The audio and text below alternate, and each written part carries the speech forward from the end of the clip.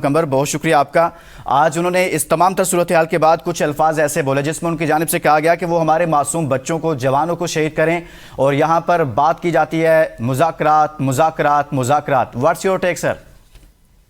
دیکھیں، بلوچستان میں 3 روز کے دوران تقریباً 42 پولیس اور فوجی جوان شہید ہوئے ہیں، اور تقریباً 54 جو دہشت گرد ہیں وہ مارے گئے ہیں۔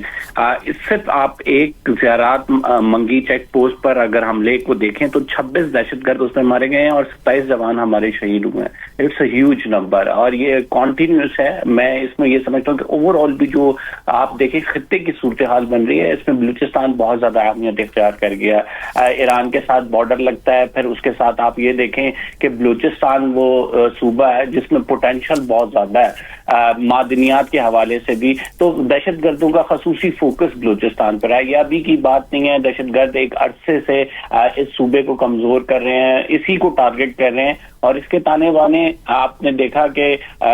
جس طرح سے انڈین را آفیسرز یہاں پہ موجود تھے، سرگرمیاں کر رہے تھے، تو تانے بانے کہاں سے ملتے ہیں یہ سب کو معلوم ہے۔ بٹ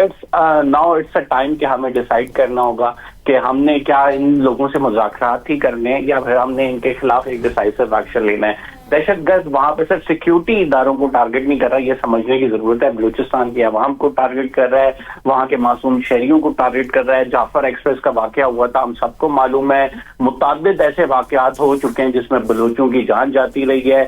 متعدد ایسے واقعات ہو چکے ہیں جس میں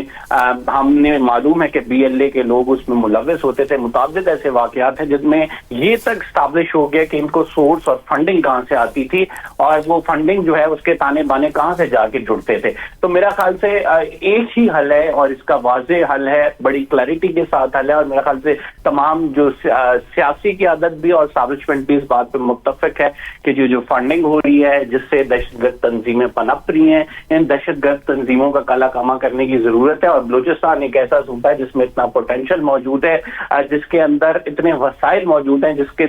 زور پہ پاکستان ترقی کر رہا ہے، اور خصوصاً خطے کی موجودہ صورتحال جو بنتی جا رہی ہے، گوادر کا جو پورٹ ہے وہ بہت اہمیت اختیار کرتا جا رہا ہے۔ آپ UAE کا متبادل پورٹ اگر اسے تصور کرتے ہیں تو that means a huge difference. میرے خیال سے جو